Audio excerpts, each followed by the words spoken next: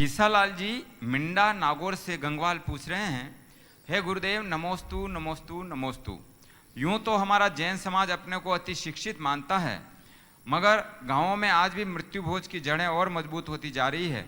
तिये की बैठकों में कई तरह की मिठाइयां बनाना होड़ सी हो गई है। बर्तन वगैरह बांटना बदस्तूर चालू है। पूरा गांव भोजन के लिए निमंत्रित किया जाता है। मरने वाले को तो लोग भूल जाते हैं और ऐसा माहौल हो जाता है जैसा शादी में भी नहीं होता। इसके अलावा मेरी शंका ये भी है कि क्या ब्राह्मणों को भोजन कराने से हमारा सूतक निकलता है? यदि हाँ, तो क्या एक ब्राह्मण को खिलाने से ही काम नहीं चल सकता? गुरुदेव, मेरा परिवार तो कई वर्षों से इस बुराई से बचा हुआ है, मगर लोग समझना ही नहीं चाहते। कई अनपढ़ जातियों में सुधार हो रहा है, मगर हमारे जैन समाज में क्यों नहीं हो सकता? कृपया समाधान करें ताकि अन्य लोग भी समझ सकें कि गलत मेरा परिवार या मृत्यु भोज करने वाले। देखिए, ये बहुत ही महत्वपूर्ण मुद्दा उठा है। यद्यपि मैंने इस विषय में पहले भी अनेक बार चर्चा की। ये एक प्रकार की कुरीति है। हमारे किसी भी मूल शास्त्र में किसी के मरण के उपरांत इस तरह की व्यवस्था का कोई विधान नहीं। किसी की मृत्यु हो, उसके बाद तिये की बैठक हो, पहले खाने पीने की भी जो व्यवस्था होती थी, उसके पीछे दो अलग भावना थी।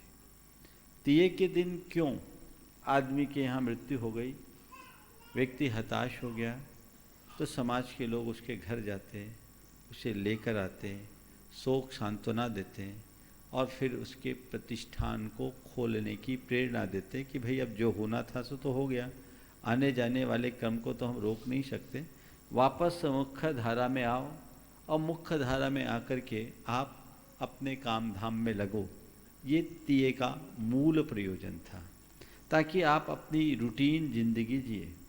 इसके बाद 12 दिन पूरे होने के बाद 13वें दिन में जो हमारा सूतक खत्म होता है, शास्त्र में केवल 2 ही विधान हैं, पात्रदान और देव पूजा। ये हमारे सूतक के मिटने का आधार है। अगर घर में कोई शोक हुआ है, संताप हुआ है, आपका समय पूरा हुआ, पात्रदान दो, देव पूजा करो। और ये हमारे मंदिरों में है, आज भी हमारी समाज में ये परंपरा है। किसी की मृत्यु होती है, मृत्यु के बाद जब 12वां या 13वां होता है, तो उस दिन समाज के बीच में चतुर्विध दान की घोषणा अपनी शक्ति के अनुसार करते हैं। कायदे से मुनिजन हो तो उनको साक्षात दान देना चाहिए, लेकिन नहीं है तो ये हमारी एक परंपरा है, पात्र दान करते हैं, शांति विधान करते हैं। वह देव पूजा की एक देव पूजा का प्रतीक है, ये देना चाहिए। लेकिन इसके साथ इतना सारा भोज, ये सब चीज़ें ठीक नहीं है। पात्रदान और देव पूजा करने की बात इसलिए कि चलो आप पूजा करो, पात्रदान दो, नए पुण्य का उपार्जन करो और अपने जीवन को यथासंभव सामान्य बनाने की कोशिश करो। ये हमारी प्रक्रिया थी, लेकिन ये बहुत सारी कुरीतियाँ हमारे यहाँ बाहर से आकर के जुड़ गई। हमें इस तरह की कुरीतियों से बचना चाहिए। और ये कई बार तो ऐसा लगता है जैसे एकदम अमानवीय जैसा हो गया।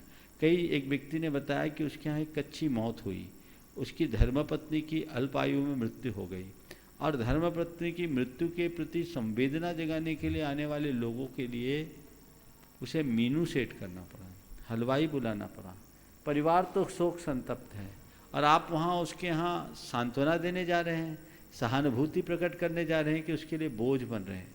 यदि आप शोक संतप्त परिवार को सांत्वना देने जा रहे हैं, आप अपनी संवेदना उनके प्रति प्रकट करने जा रहे हैं, तो आपके हृदय में भी वेदना होनी चाहिए। आप वहाँ जाओ तो कुछ भी खाओ पियो मत। अगर आप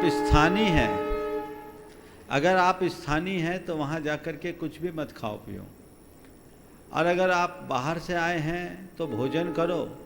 ये कोशिश करो कि हम वहाँ भोजन करेंगे तो कोई मिठाई और पकवान नहीं खाएंगे, इतना तो संकल्प ले लो। पहले तो कहते थे कि कढ़ाई नहीं चलती थी और आजकल तो सब कुछ चलता है। तो ऐसा लगता है जैसे कोई शादी का माहौल हो, जैसा अभी आपने लिखा है। उस परिवार के ऊपर क्या बीतती होगी। लोग दिखावे में उन्हें करना पड़ता है, उनकी मजबूरी होती है, पर आपकी संवेदना कहाँ है? ये चीज़ें हमें समझ करके चलना चाहिए। एक व्यक्ति ने कहा, महाराज अब तो 100 यात्रा होती है तो तो शमशान में भी चाय तक आ जाती है, मिनरल वाटर की बोतलें आ जाती है, वो प्रोवाइड करना पड़ता है। कहाँ जा रहे हैं? ये हमारी छीन होती हुई संवेदनाओं की अभिव्यक्ति है। लोग दिनों दिन बड़े कुंठित होते जा रहे हैं। हमें इनकी तरफ बहुत सावधान और सजग होने की आवश्यकता है। यदि हम ऐसी सावधानी नहीं रखेंगे तो कभी भी परिणाम अच्छे नहीं आएंगे। मैं तो इन सब के लिए कहूँगा, बहुत सारी जागरूक समाजों ने अपने यहाँ सामाजिक प्रतिबंध लगाया है। आप लोग भी सामाजिक स्तर पर प्रतिबंध लगाएं, और कदाचित ऐसा संभव नहीं है तो व्यक्तिगत रूप से ये तय करें कि मैं अपने गांव में यदि किसी शोक संतप्त परिवार में सम्मिलित होऊंगा तो अपने कुटुंब के बाहर कहीं भोजन नहीं करूंगा, और कुटुंब के यहाँ भी भोजन किया तो सादा भोजन करूंगा, मिष्टान और पकवान का सेवन नहीं करूंगा। ये आप अपने मन में धार ले तो बहुत बड़ा परिवर्तन होगा, एक क्रांति खड़ी होगी। ऐसा होना चाहिए। रहा सवाल ब्राह्मण को जिमाने का, जैन धर्म में ऐसी कोई व्यवस्था नहीं है। लोग भरे को भरते हैं, खाली को भरत तो फायदा है। मैं कलकत्ता में था तो लोगों ने बताया कि महाराज इनको जिमाने के लिए इनको बहुत मनुहार करने पड़ते, उनकी बड़ी बड़ी डिमांड होती तो आना नहीं चाहते, बड़ी मुश्किल है ये। तो इस तरह की परंपरा का जैन धर्म में कहीं स्थान नहीं है। आप मानवता की सेवा कीजिए, दीन दुखी जीवों की सेवा करें, वही हम सबके कल्याण का कारण है। इस तरह के ढकोसलेबाजी में कुछ भी सार नहीं है। इसलिए ऐसी रूढ़ियों से बचना चाहिए, समाज को बचाना चाहिए।